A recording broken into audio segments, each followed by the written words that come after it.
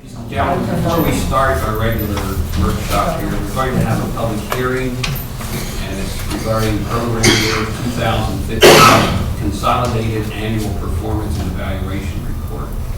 Kate Molinaro, would you like to? Sure. Good morning. Right. Good morning. The county is currently preparing and has prepared the 2015 Consolidated Annual Performance Evaluation Report, otherwise known as the CAPER. For the program year, January 1 through December 31st, 2015. This program, the CAPER has been on public display for at least 30 days. I'll just run through some brief highlights. The total disbursement during the program year was $1,341,145 in the Community Development Block Grant Program.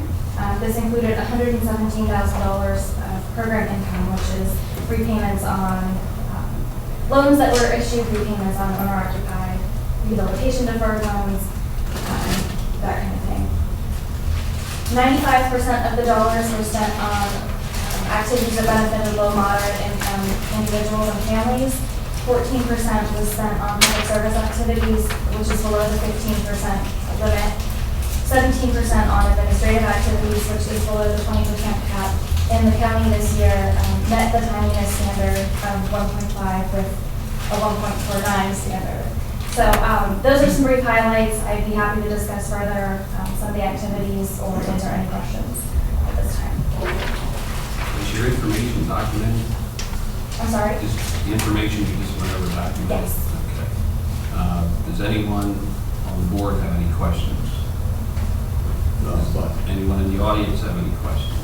Anyone in the audience have any comments?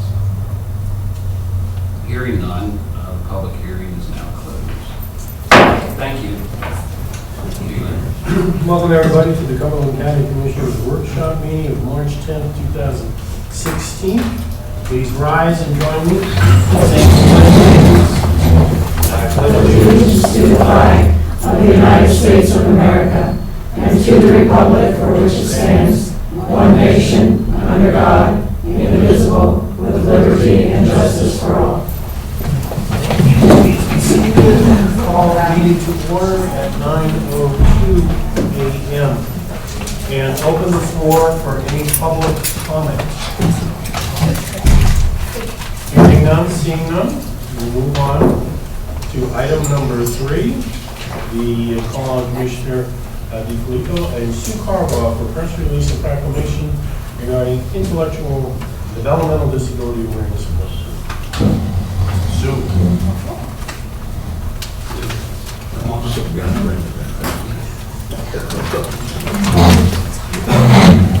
Brought a couple young women with me.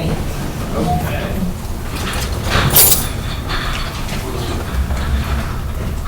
How you doing, Sue? How you doing? Good to see you. This is Demi, and this is Sarah. Hi, Sarah. And they are going to Millersville University. Excellent. Well, county commissioners proclaim March Intellectual and Developmental Disabilities Awareness Month. At our public meeting today, the County Board of Commissioners will present a proclamation to Sue, Director of the Cumberland Perry Intellectual and Development Disabilities Office, in recognition of Intellectual and Developmental Disabilities Month. The goal is to increase public awareness and understanding of people who have intellectual and development disabilities, so these individuals have access to community resources for employment, education, housing, and social opportunities to improve their quality of life. Individuals with IDD can make responsible decisions about their own lives with the appropriate resources. Sue would like to present to you this proclamation from Cumberland County in recognition of this month as Intellectual and Developmental Disabilities Awareness Month. You're welcome. Our focus this year is on post-secondary education opportunities. And Sarah and Demi are actually participating at Millersville University. They're in their first year. We happened to get them on spring break. And they have to go back for a little while, but then they get their first year in. And they have another year next year. The ultimate goal is employment when they're finished. We have a number of institutions across Pennsylvania now that are offering college education to individuals with intellectual disabilities, and we are very excited about that.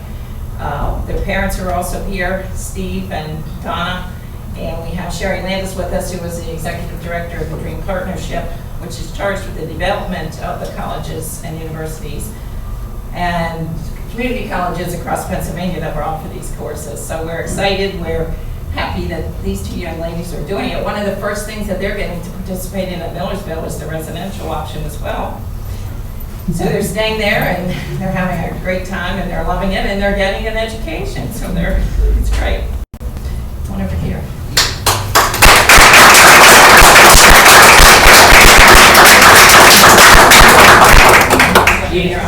Just move the chair. Sorry.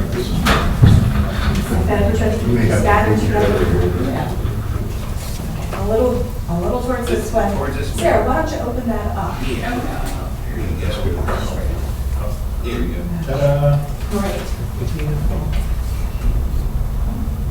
Give me a smile. Okay, I'm going to take one more.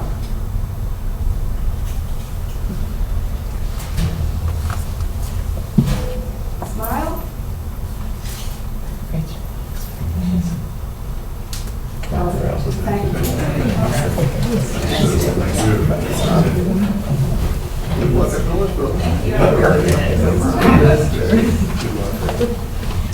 All right, we move on to item number 4, and we'll call it again Commissioner DiFilippo and Commissioner Lester.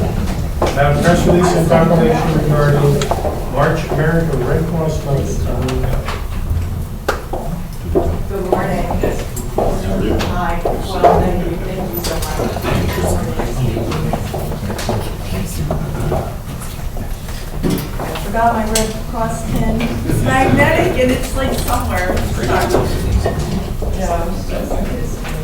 Yes, in addition, March is also, the Board of Commissioners proclaim March as American Red Cross Month.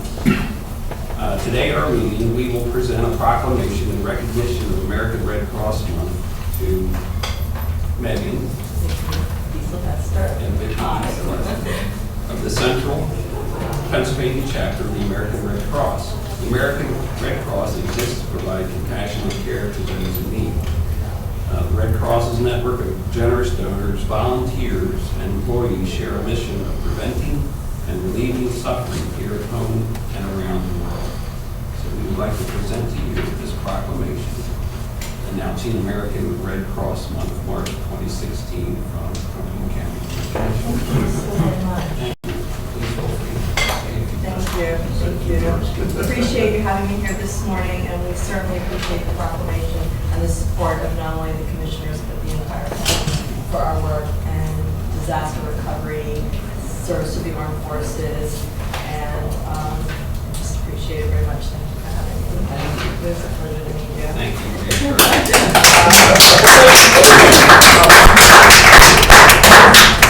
Take a picture. Can you Photoshop a Red Cross? There you go. Try. She's pretty good. You can Photoshop one from both of us. Okay, let me take one more.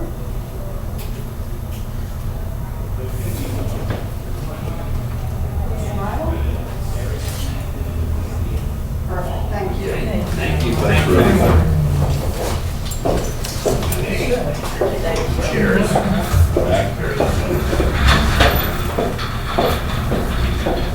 Moving on then to item number 5, we call again on Kate Molinaro, the discussion program year 2015 consolidated annual performance and evaluation report, aka CAPER. We are just requesting that your meeting room, that you authorize the submission of the CAPER 2 HUD. It's due at the end of March. And it's submitted electronically. Any questions? Comments for CAPER? The only thing I would like to say is I think we're very fortunate to have a very excellent and capable staff at the county's Housing Redevelopment Authority. This all looks very good. Thank you. Any other questions or comments for Kate on CAPER?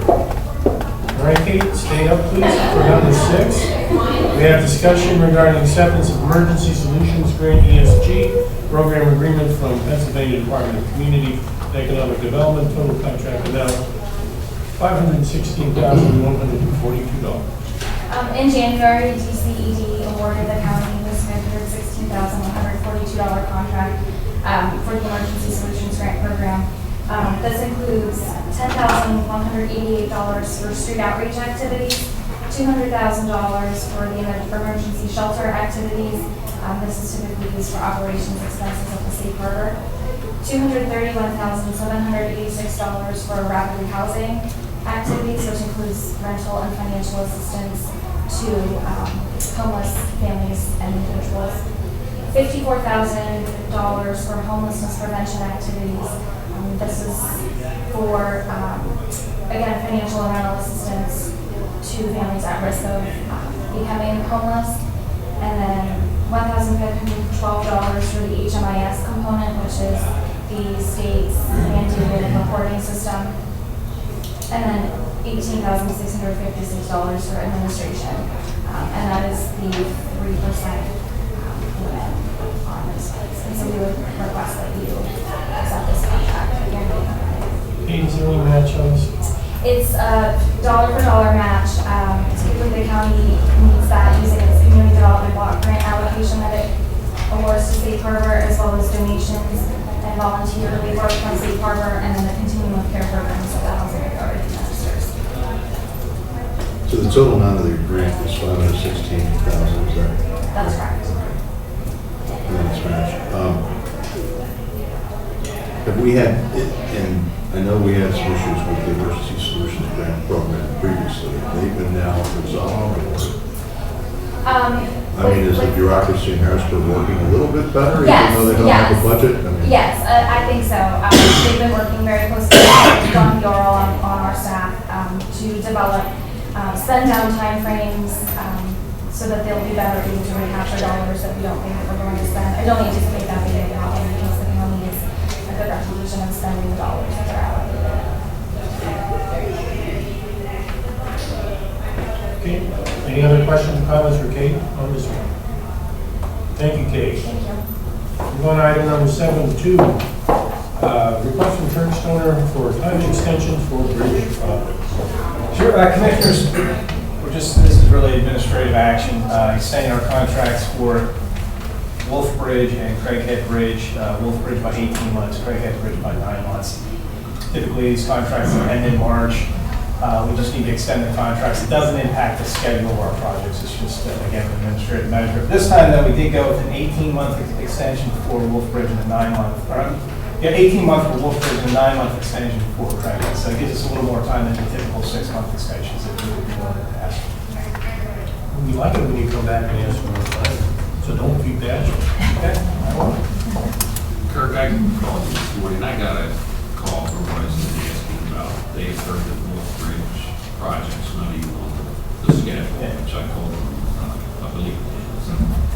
It is a full replacement. That's correct. And the completion date, estimated completion date is. Late 2017, early 2018. And we just had a public meeting on that 2 weeks ago. So yes, it's moving ahead. It's on the schedule. That's what I thought this morning. Thank you. Yeah, I also received an email, maybe it's the same individual or whatever, but it appears though like the project's not even, not planned. We just had a discussion about all of our bridges yesterday. It's in the paper. Yeah, but one thing I think that, as I understand this, and these extensions of these contracts doesn't mean that we're extending the time frame for the project. We're still moving forward and want to complete these as soon as possible. This is just an administrative function. All right, so we're not extending the project out any further. It's still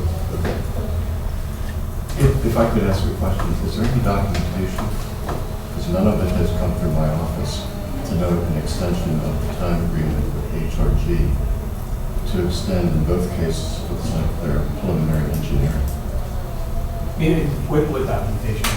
Well, if it's an extension of a contract, administrative contract, I haven't seen any document that notes an agreement between the county and HRG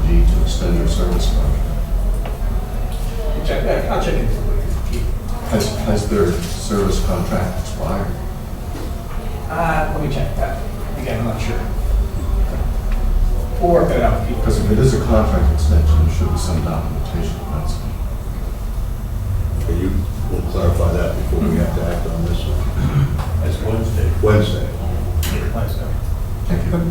In Kirk, in saying that this was an administrative fund, can you just maybe elaborate a little bit what that means as compared to? Sure, okay. Actually extending. We'll start from, we'll go back, typically we execute these contracts, working with them, they'll give us maybe a year to complete preliminary engineering. That's if it goes through without any hitches. As we know with federal and state projects, there's always hitches. So then we'll go 6-month extension, 6-month extension. You see these repetitive 6-month extensions. What we want to do this time is go 18 months and 9 months. Craig had to expire December 16th of this year. By that time, you're going to see construction on Craighead Bridge. But yet our contracts for preliminary engineering, final design will extend through December 2016. So really, it's just making sure that the dates on those are, as Keith said, we don't have expiration on it. Keith will follow up with you to make sure we'll get that. Any questions, further questions or comments?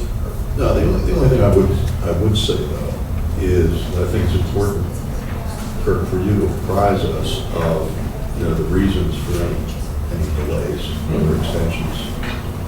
Like you said, there's issues that crop up. I think it's important that we know what the holdup is, and if there's any way we can expedite what we need, whether there's anything we can do that. In other words, I think it is confusing to the general public, to understand exactly why it takes so long for all these projects, to move to fruition. And I think it's important for us to keep up the pressure, keep these projects moving along. Thanks, Kurt. Thanks, Kirk. Moving on to item number 8, we'll start with contracts and agreements. Sandy, what? Thank you, Larry. Good morning, everyone. I'll begin by calling on Wendy Shea to discuss the agreement between Aging and Community Services and Angels on Call Limited and Harrisburg Home Health Home and LLC. Wendy? Good morning. On the agenda this morning is a contract that is simply a change of ownership of a current in-home health agency. Angels on Call, formerly owned by the Honor Healthcare System, has been purchased by the Harrisburg Home Health. This assignment of contract confirms that both parties will honor the original contract. So I didn't realize that they had a mergers and acquisitions department on the town. Apparently they did. Who knew? I'll tell you. Thank you, Wendy. Next, I'd like to call on Ray Sutter to discuss the agreement between Claremont Nursing Rehab Center and Ability Prosthetics and Orthodontics. Ray? Okay. One question. This is an additional vendor for us. Right now, we just use the walls to get our orthotics and prosthetics, and we'd like another vendor to have competitive pricing. Any questions for Ray? There's no money to touch. We're not obligated. No. to use them? No. Well, then, so what's the $1,200 then? Oh, I would say that would be the total contract amount. Okay, but is that if we utilize their services? You said this is to get competitive pricing, if I understood you correctly. Right, because what we have now is we just have one vendor that we utilize the walls. And if we have this contract as well, we can check one against the other in terms of pricing for orthotics and prosthetics. But there is a $1,200 cost. Yes, this is $1,200 cost, sorry. I understand. So, I'm sorry, so Ray, does the 1,200 go towards any services or equipment we purchase for them? No. Is it just, It's a contract cost, my understanding. just so that we can have them bid on stuff? Yes, that's my understanding. I can double check. You can double check on it, Yeah. and that seems a little odd, but Why couldn't they bid on things anyway? All right, let me check on that. Okay. yeah, I mean, it's, they're going for the business, we shouldn't have to pay them for them to compete for our business. Yeah, I have to. Unless it's Czechoslovakia, I'm not sure. Good question. All right. I'll find out about that. Thank you, Ray. Thank you. Ron. Thanks, Rick. Next, Bob DeRosa from the Controller's Office will be discussing the Amphil service agreement. Bob? Commissioners, for those employees who still receive a copy of a paycheck, we print the paychecks in-house, and then due to all the sensitive information that's on, we seal them before we distribute it. So this is the maintenance contract on the sealing machine. It's a one-year contract, total price $890. Last year, the price was $865. So the general price increase is $35. This is, when the entire internet system crashes, this at least will, allow us this opportunity to continue. Thank you. But you need the internet to generate the paycheck. Minor detail. Yeah, there you go. And I would like to state for the record that without untoward coercion, I am now biting the bullet. I have, in fact, converted to a paperless check. Direct deposit is, which I have never done in all my 64 years. So anything's possible.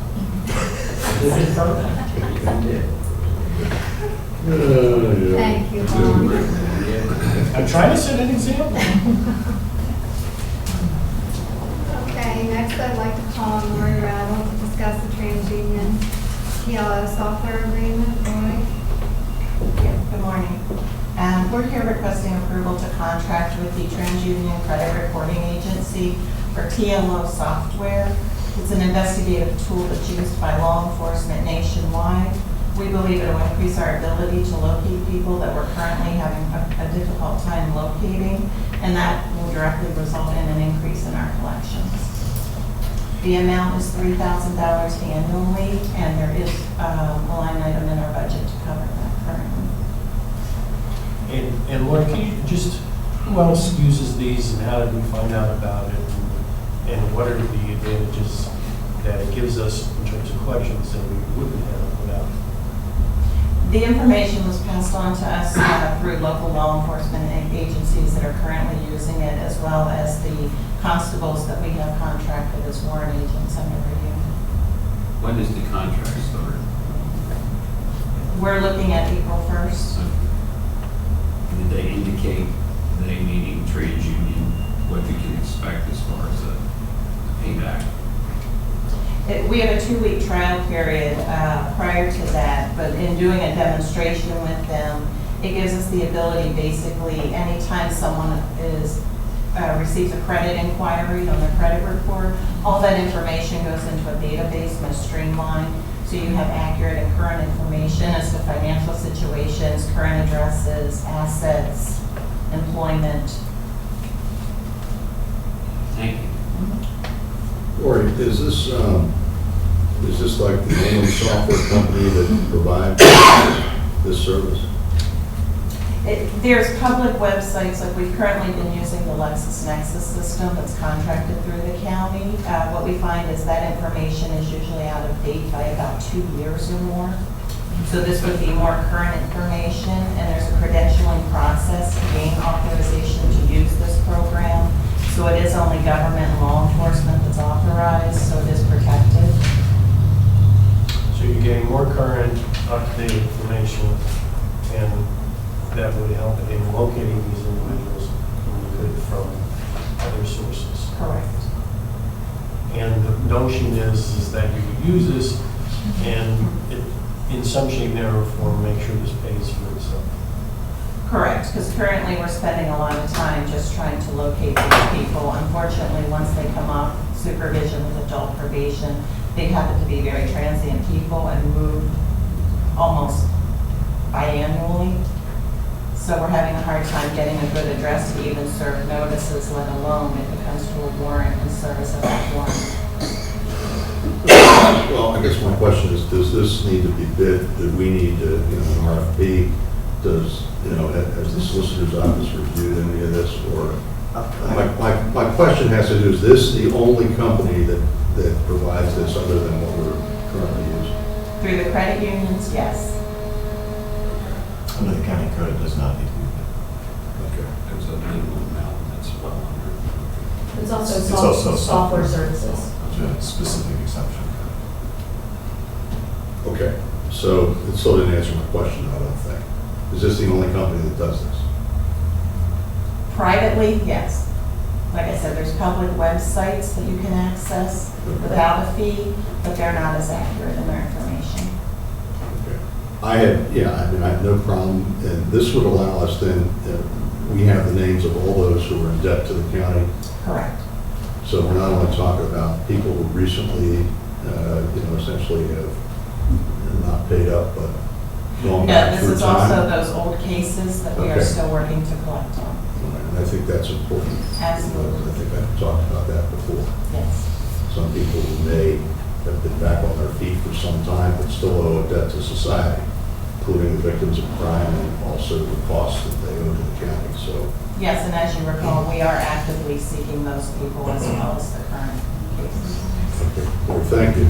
Maybe 6 months from April, we can get a report to see how successful this is Yes, working. but we're currently scheduled to give quarterly updates to the Okay. commissioners. Yep. Thank you, Thank Lori. you. And Vanna, when we did that, you looked like Vanna White. I'm here for moral support. Next, I'll call on Liz to discuss the HiRail online hiring system license agreement and then Elizabeth. Good morning, Commissioners. I'm here today to ask for an addendum to our applicant tracking system. When we purchased the software in October, we paid for a year for the level 2 tier, which allows us to post 9 positions at a time. With the upcoming internships that we're going to advertise, I'm going to need to increase that up to the next tier, which allows 19 positions at a time, and it's $200 additional a month. I don't foresee us being at this tier much more than 3 months. So in 3 months, we can go back down to the other tier. But we need that flexibility for the internships that are coming. I've heard a lot of positive feedback about the system, unsolicited positive feedback. And there's one of she is not an actress, she is a real person. A lot of people have said that this stuff really streamlines the process, helps organize it, makes us more responsive. And it allows us to capture, allows human resources to capture data for many reports that we weren't able to before. Thank you, Liz. Next, I'd like to call on Sue Carwell to discuss the 2 agreements for MHIDD for fiscal year 2015-16 for intellectual and developmental disabilities. Sue? Yes, Commissioners, the first contract is with Lancaster County. They are asking to collect their share of the HICU grant money that we administer. Their share is $22,365.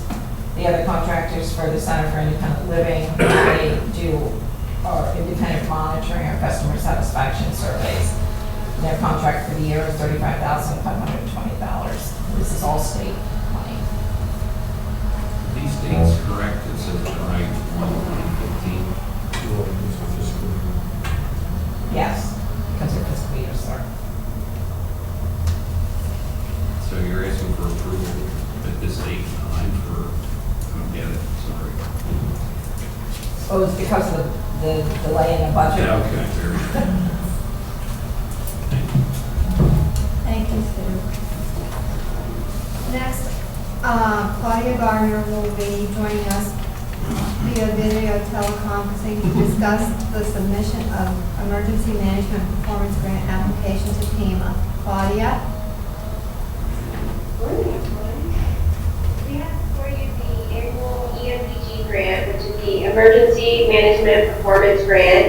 It is Department of Homeland Security federal funding that FEMA applies for all the counties and then distributes an allocation. This year we're applying for $99,945. That covers October 2015 to September of 2016. for half of our director and half of the emergency operations manager's salary and benefits. Our 5-year actual allotment averages to be about $93,000, so it's up a little bit for this year. That's it. Claudia, can you hear me? That's it. Well, Yep, I didn't hear, what was the amount again? The way it came through, it was kind of blurred. I didn't hear it. What was the amount Okay, again? we are applying for $99,945.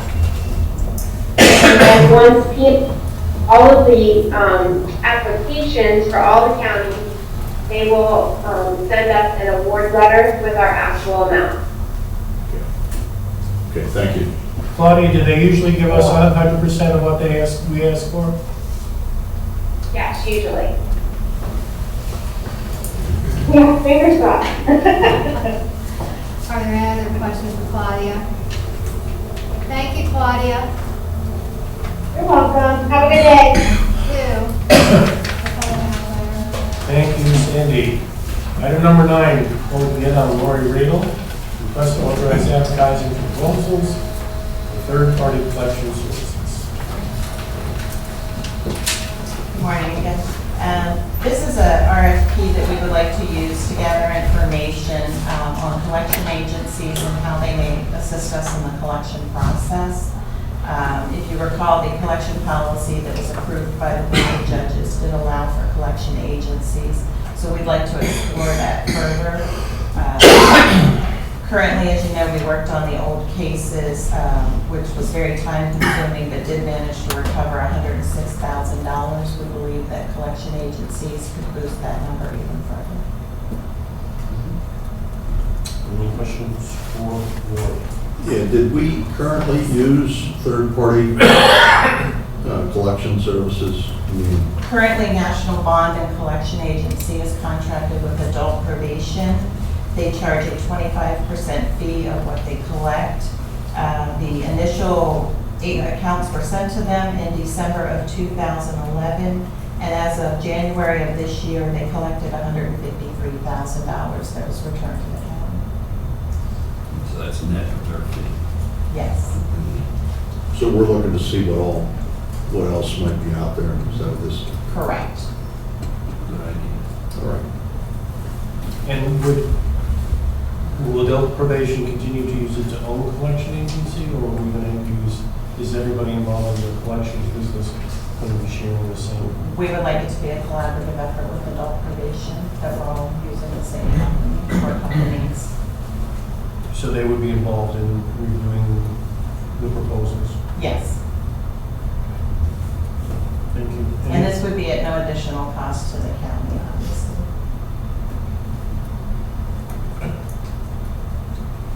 And do we intend to use more than one? The concept is to use one that's local, that might have more current information of these people locally, and then one that's nationwide. Okay. As part of the RFP, do we discuss the methods and practices utilized by third-party collections agencies? Is that part of the RFP? Yes. Okay. We have an opportunity to review that at some point. I haven't seen it. I'd like to see that. They're not supposed to call it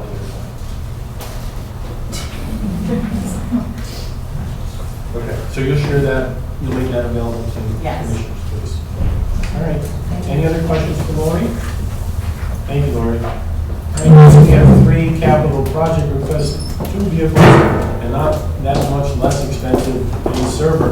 We start off with Christine Bowden, Aging and Community Services. Good morning. I'm here requesting a new vehicle for our agency. Currently, our care managers use that car instead of using their personal vehicles to go to consumers' home, which has cut back on our actual mileage reimbursement costs over the years. about 3 years ago when we had only one car, and, well, we had one new car and one old car. Our mileage was You got new hubcaps on. well, the new, up until today, I would have said that old Subaru is good, but I drove it down here, and it's a little bit noisy now, so I think it's getting on its last leg, and so we want to replace that. You can have the hubcaps if you like them. Looks are one thing, sounds and noises are another. The girls, I think the girls are stole the hubcaps, so they're probably. How's the RAV4 doing? Is The that- RAV4 is great, everybody loves it, it's the car that they fight for. So what kind of car are you guys gonna get? Do you have one picked out? Terry does the research on that. Oh, God, it's probably. Yeah, probably. It will probably be a car this time because we got an SUV, so we'd like to have that flexibility of both. Okay. Yeah, so in other words, the Subaru is bit the dust, is that? No, it's not dead, I drove it down here. Okay, so But- what are we but gonna do we- with, what are we gonna do with it? We hope to trade it in because it is starting to become a little bit more noisy. How many miles? It's 145,000. Drive belt. What did you say? The drive belt is gonna go. Is drive belt is gonna go? See, the drive belt is gonna go. See, we're here before it dies. It'll go before 200,000. It's a good car. It's noisy. I just drove it. You know, Any other questions for Christine? Good luck. Good job. Thank you. All right, next, Sam Miller, a somewhat less expensive request for a vehicle sale. Morning, Commissioners. This capital project request is for a 2016 Ford Explorer. Juvenile probation operates a fleet of vehicles. Currently, it's 6. Actually, I think this is a good move because we have 2 vehicles that we want to retire. A van that has 135,000 miles on it that we use predominantly for community service, and another vehicle that has 185,000 miles on it. What we'll do is, with this Ford Explorer, we'll be able to fulfill both functions. We'll be able to take kids on community service because they tend not to be large groups. We usually don't get more than 5 kids at a time, things of that nature, just to be able to manage them. And we'll still be able to do our other functions, field supervision, transport to and from detention, to and from out-of-home placement facilities, for dispositional court hearings and things of that nature. So our request is to receive your authorization to move ahead with this so that we could meet the deadline by March 15th to purchase a 2016 vehicle. My understanding is if it goes beyond that, then we have to move to a 2017, and it would, which is fine with us, but it would be a little more expensive. Sam, does this money recall come out of general fund? It is general fund, it's not a grant. Sam, I'm gonna, just, I don't want to extend this conversation beyond the purchase of the vehicle, but you mentioned about, community service that's performed by juvenile offenders. To what extent is community service being performed by juvenile offenders, compared to, other counties in the state? I mean, I think that, as opposed to parents paying huge fines, I think that, young people learn an awful lot when they're, if you would, providing restitution in the form of they have to do something. So, can you comment on that?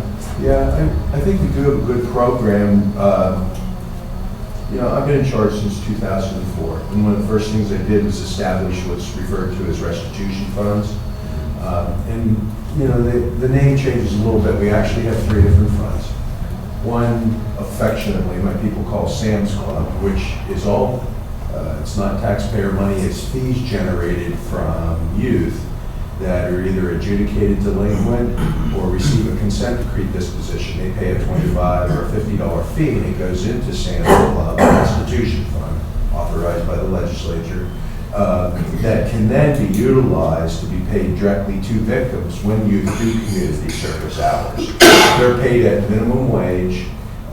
We also have a separate fund that I refer to as a restitution fund, but it's really the revenue that's generated from the PennDOT contract that we have annually, where the kids go out along 81 at the exit interchanges and pick up trash. And in exchange, we earn up to $10,000 revenue each year. I think last year was a little less than that, it might have been 8,900. It depends on the volume of the bags and the trash and all that kind of stuff. We also have a third fund that's an incentive/supervision fee fund that authorizes the judge to do some flexible things beyond what the legislature authorizes for, quote, restitution funds. Those are also fees generated by diverted youth, such as the youth aid panel kids or informal adjustment. They pay a $50 fee, so none of it's taxpayer money, it's offender money. It goes into those funds, and then some of the creative programming we do, we run cognitive behavioral classes for moderate risk and high risk kids to try to get them to change their thinking, pro-criminal thinking and things of that nature, to try to be more effective in reducing recidivism. And there's incentives built into that programming, where kids do get rewards for completing homework, showing up to class on time, being there.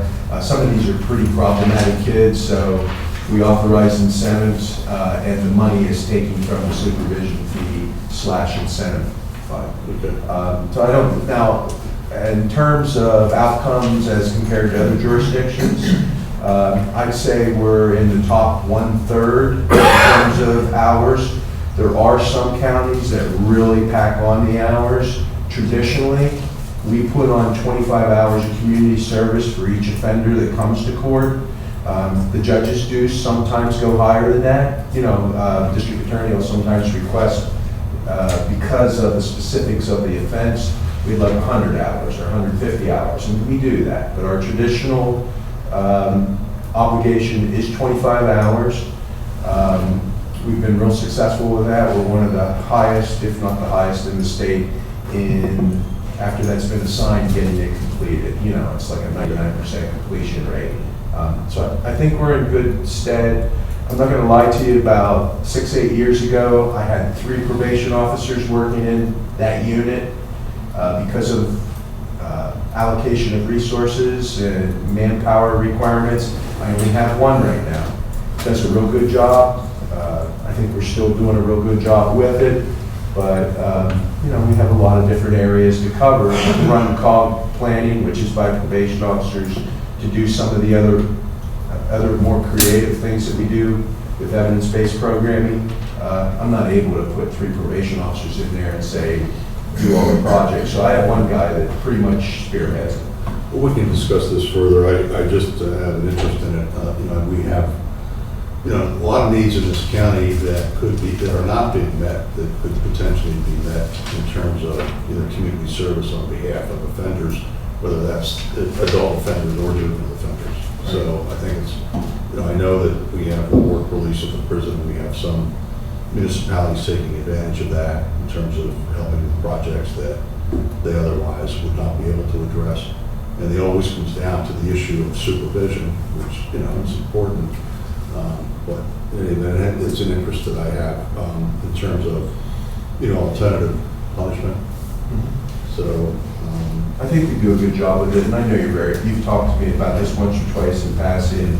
One of the things to recall on a mandatory lesson a little bit is it's really important to have these programs, and I concur with everything you said, but it has to be structured in such a way that there's really good oversight and supervision. For instance, we generate a lot of good positive revenue, and I wouldn't ever recommend to kill it. But when we go out off of 81 and pick up trash, that's a dangerous detail. I need to have a probation officer out there that knows what the hell they're doing. And that's kind of what I'm saying too. There's other things that could be, other community service that could. Oh, well, we do the grass cutting, and we cut back a little bit, but we shovel snow in the winter for referrals from Office of Aging. We do leaf raking. So I don't want to make it sound like that's the only community service. We have hundreds of sites across the county, whether it's Goodwill or Salvation Army, which allow kids to go to under their supervision through our previous contacts and perform community service. So we do a good job with that.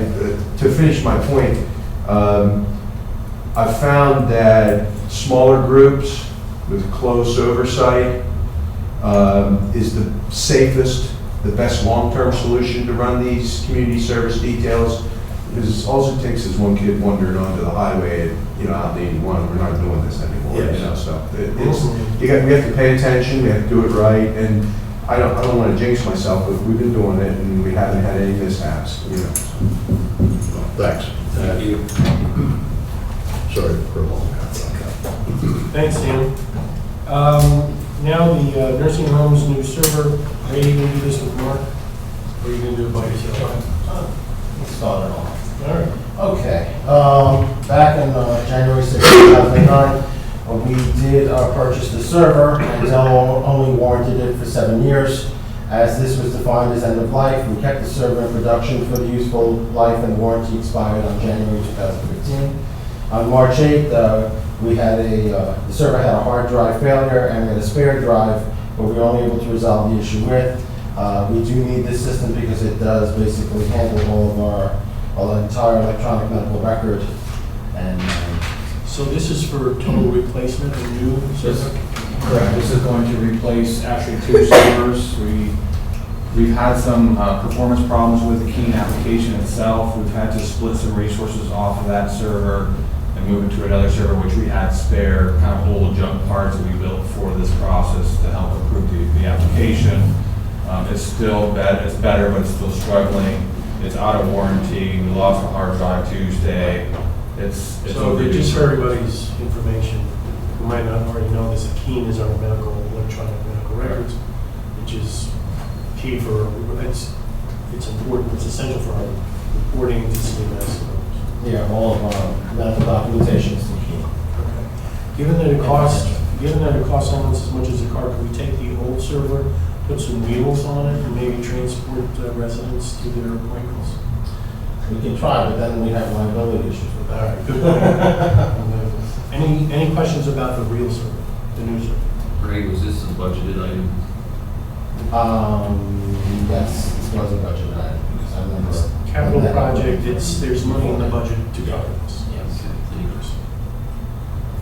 And the nursing home needs its own server? Correct. You can't do this under one big server.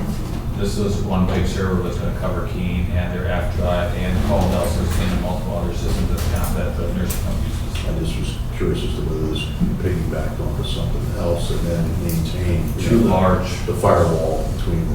Well, it's on our network. It's just too large to have it piggyback on the application server that we have running. And the critical nature of the data needs to have the full resources that the nursing home needs to support. Okay. Can I go back to 8B, or I'll get to you later on that one? Because I got some additional information. There? Okay. Thank you. Sorry, what did you say? You had some information on, It was on that 8B, on that ability prosthetics. okay, what is it? Oh, it was just basically that was not the cost, it was potential cost that they're thinking for the year. We'd only be billed if it was Medicare or Medicaid. So it's not, you're not required? No. Sorry for the miscommunication. That's Okay, okay. thank you. So what is that amount then, the 2,000? The 1,200. Or 1,200, what is that? It's potentially what we'll be using, but it's not actually what we'll be using. That's dependent on Medicare and It's a Medicaid. limit. Yeah. Okay, so there's no cost to enter into the contract? No. Okay. All right, thank you. Let's move on to Commissioner Liaison report. We'll start with Commissioner Lupo. Yeah, I have one report at this time is for the Children and Youth Services Citizens Advisory Board that met March the 2nd. March is Social Workers Month. A huge cake was presented to the staff at the meeting, prepared for the meeting. The administration report concluded some things such as there's been a spike in staff turnover that started approximately 3 years ago. Years of experience of current staff has dropped significantly. The administration continues to look for and utilize community trainings for experienced staff. Our new caseworkers complete 120 hours of training prior to receiving their casework certification.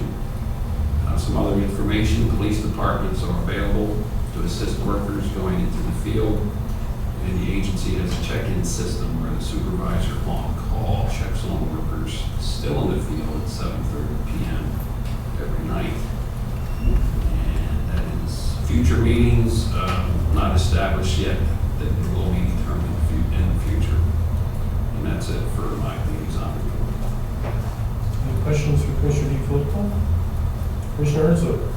Okay, the now combined outreach and strategic positioning subcommittees of the Cumberland, York Area Local Defense Group organized by CADIC met at the Hampton Township Municipal Building last Thursday. While it remains unclear as to the precise timing of any moves in DC to realign, downsize, or consolidate our nation's military to another BRAC or whatever other measures, our local group continues on a path of preparedness with the goal of highlighting the importance of the military assets that we have here in Cumberland County and the region, including DLA and New Cumberland Naval Support in Hampton Township, and of course the War Pilots in Port Lau and AIC. And as we anticipate forthcoming meetings with the area's congressional delegation, our federal representatives, do need to be prepared to understand that this is not only important to the facilities that we currently have here in serving the nation's mission in military preparedness, but also they need to be prepared to underscore our strategic location and the many attributes that Cumberland County has to offer. And it remains, at least in my humble opinion, that when and if military downsizing actually occurs, which I think is a big question mark, we need to be prepared, and our congressional delegation needs to be proactive in not just fighting to preserve what we have, but making a merit-based case that the nation's military should downsize elsewhere and consolidate and expand here.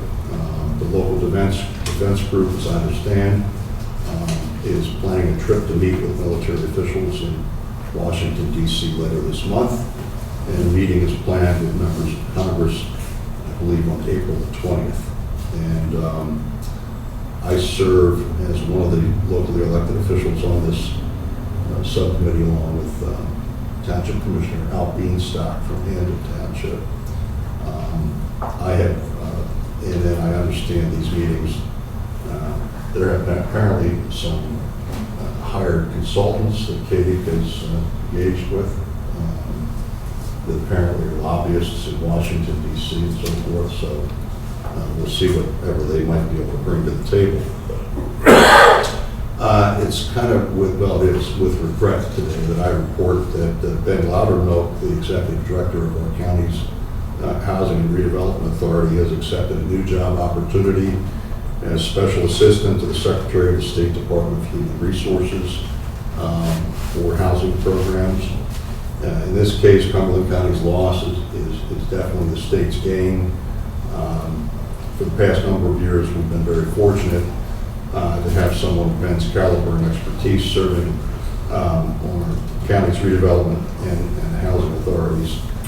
We're going to miss Ben, but we certainly wish him well as he accepts this expanded challenge and new opportunity to serve the people of the Commonwealth.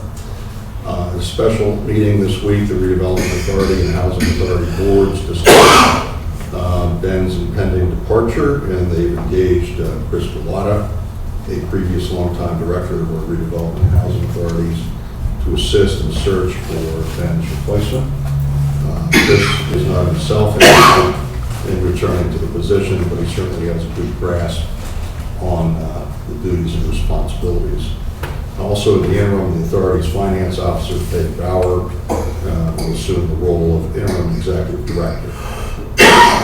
The Agriculture and Preservation Board canceled its March 9 meeting tomorrow. I've been asked to address the seniors at the Mary Shaner Senior Center in Enola. And beginning Saturday evening through Tuesday of next week, I believe Commissioner DeFilippo and Commissioner Eichelberger will be attending various meetings and events associated with the spring conference of the County Commissioners Association of Pennsylvania in Harrisburg. That's all I have. Any questions or comments for Commissioner Hester? Thank you. I'd like to report on executive sessions on February 29th, 2016 at 2:10 p.m., March 2nd, 2016 at 2:40 p.m. regarding personnel issues, and requesting executive session regarding personnel issues. Is there any other business to bring before the commission? I say that we adjourn. Thank you very much.